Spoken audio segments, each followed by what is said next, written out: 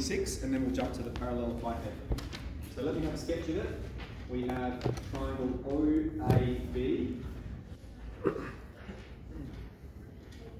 and here we have points x, y, and we've got vector OA. The vector from O to A is A,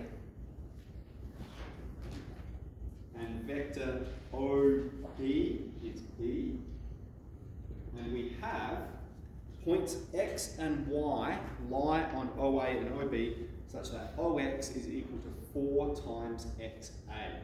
But if this is one part, this is 4 parts. Alright? And the same with BY and YA. This is 4 parts, and this is 1 part. So they're in a ratio of 1 to 4. Okay.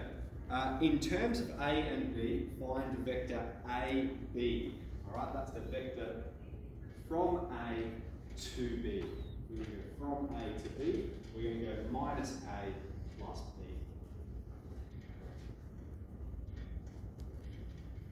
Okay, find OX, the vector from O to X. Well, what we can see is it is 4/5 of vector OA.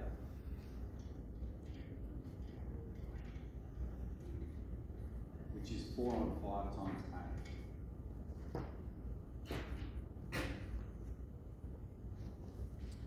Okay, use a vector proof to show that XY is parallel to OB. XY parallel to OB. So we need to come up with an expression for vector XY. The vector from X to Y. Well, we know vector XA, if we want to go from X to Y, vector XA is 1/5 of vector OX. So that's the first part. I'm going to write it out like this. Vector XY is equal to vector XA plus vector AY, the vector from A to Y. So vector XY, vector XA, sorry, that's 1/5 of A. Alright, A is going in that direction. And vector AY, vector from A to Y, is 1/5 of the vector AB.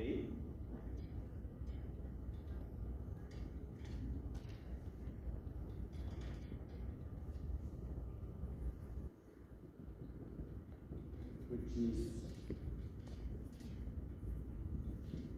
as we've found, minus A plus B, which is 1/5 of A, take 1/5 of A plus 1/5 of B, which equals 1/5 of B. Alright, so we've got vector OB equals B, vector XY equals 1 on 5B, therefore OB is parallel to XY.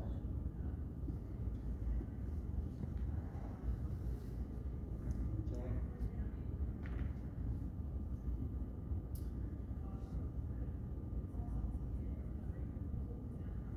Alright, now we're told vector A cross vector B. Vector A, the modulus of vector A cross vector B is 4. Okay? So what that means is if we had a parallelogram composed of vectors A and B, it would have an area of 4 units. Now, given that information, we're told find the area of the triangle OAB. This is O, this is A, this is B. Alright, well that's going to be half of 4, which is 2.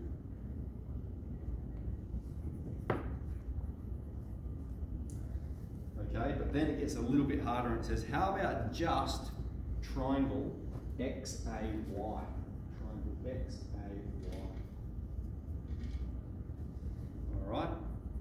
Well, we know if we consider that triangle XAY, we know that this is 1 on 5 parts of A, and that this is 1 on 5 parts of B, isn't it?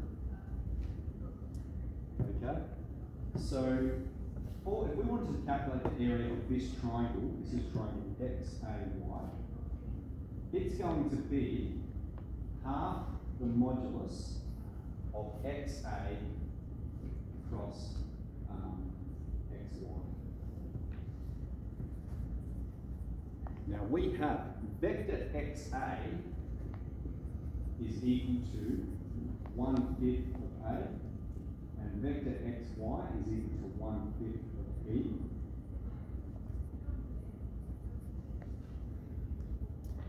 Alright, and because these are scalars, we can multiply them together and we can pull them out in front. Remember, A cross B evaluates for its own separate vector.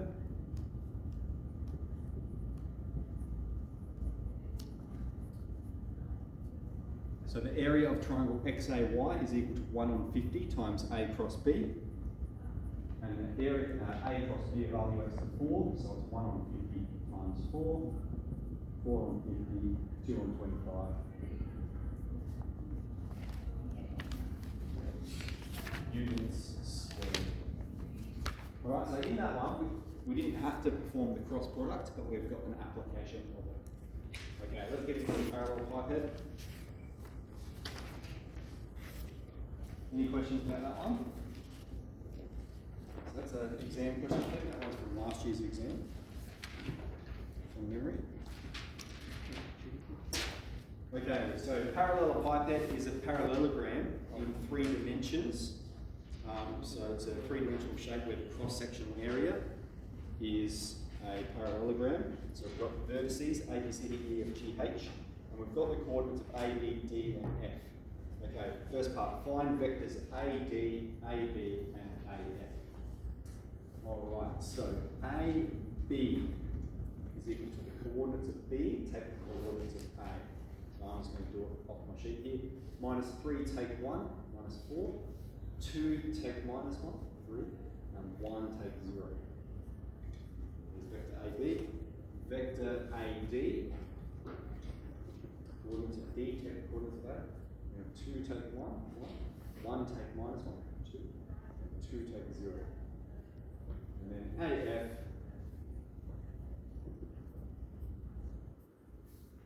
coordinates of A, F take the coordinates of A, 3 take 1, 2 take -1, and -2 take 0. We've got AB, AD, AF. Okay, any questions about that so far? Alright. Find the coordinates of C. Alright, well C is parallel, AB is parallel to DC, isn't it? AB, and so what that means, because they're opposite sides of the parallelpiped, if you look at vector AB and DC, they're going to be equal in magnitude and direction. And so let's say we've got, let me draw up a diagram for you about it. Alright, so we've got A, B, C, D, D and C. We don't know these coordinates, we need to find them. We do know the coordinates of D, 2, 1, 2. And we do know that vector DC is equal to vector AB because they're opposite sides of that parallelogram. So, AB -4, 3, 1 is equal to vector DC. Now vector DC is the coordinates of C and the coordinates of D.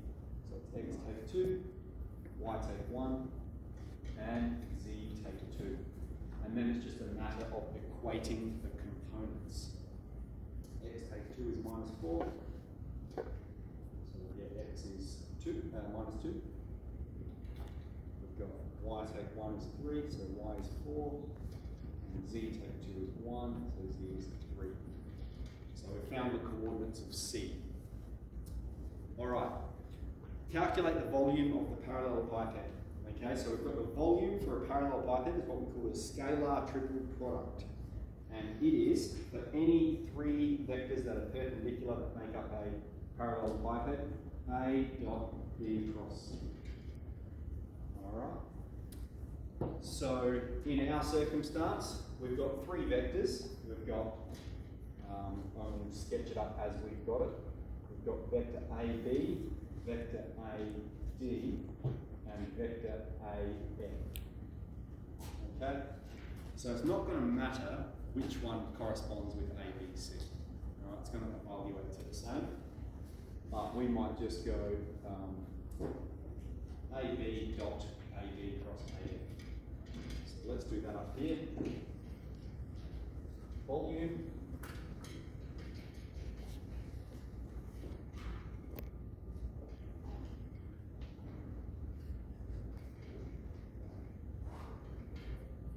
Okay, and this could be one that if you were to put it all in, you could just crunch it in your calculator kind of thing. But I'm going to do the cross product first. I'm just going to focus on that part. So my vectors are AD and AF. We've got 1, 2, 2, 2, 3, minus 2.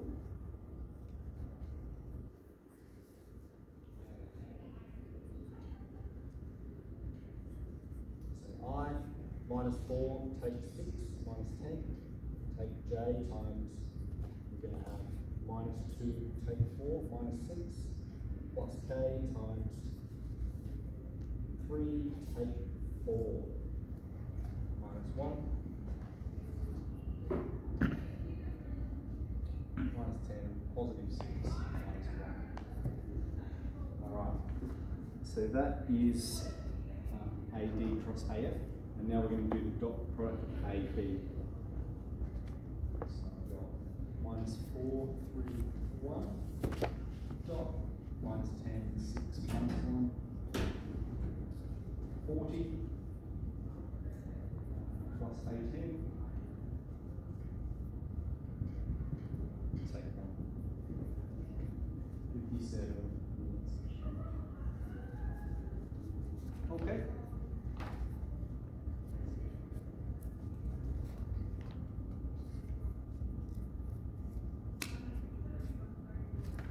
Excellent. So let's proceed with what we're working on. I'm glad we got those two done. And